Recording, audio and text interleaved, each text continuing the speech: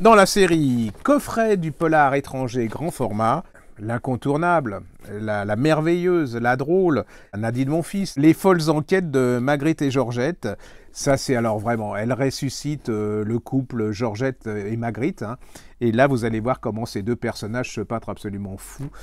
C'est un peu les Tontons Flingueurs, version poète, mais belge. Vous voyez, donc la poésie belge, c'est très particulier, c'est très drôle, c'est très sensible, c'est très, voilà, c'est comme la couverture, ne passez pas, il faut tout lire d'elle. C'est du copinage parce que je l'adore, mais j'adore parce que j'adore ses livres. Donc voilà, vous pouvez dire que c'est du copinage. Et c'est absolument merveilleux, vous allez voir une découverte voilà, fantastique.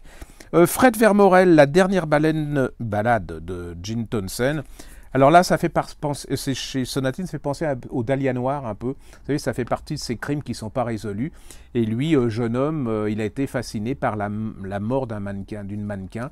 Et des années après, devenu journaliste, il va refaire l'enquête. Vous savez, dans The Crown, c'est tout les années 50, dans les boîtes, les Rolling Stones, enfin 60 plutôt, les Rolling Stones, la musique rock.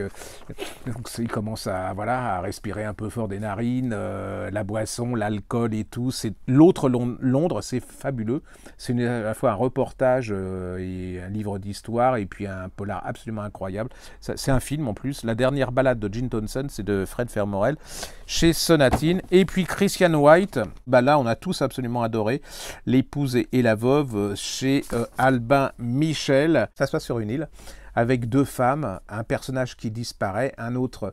Ces deux femmes vont se rencontrer. Où est passé le mari? Qui est le cadavre dans absolument fabuleuse, si vous aimez le polar psychologique où il n'y a pas de mort inutile, mais où tout est en finesse, en intelligence et en art du suspense incroyable, c'est pour vous. Ça s'appelle L'épouse et la veuve de Christian White et c'est chez Albin Michel.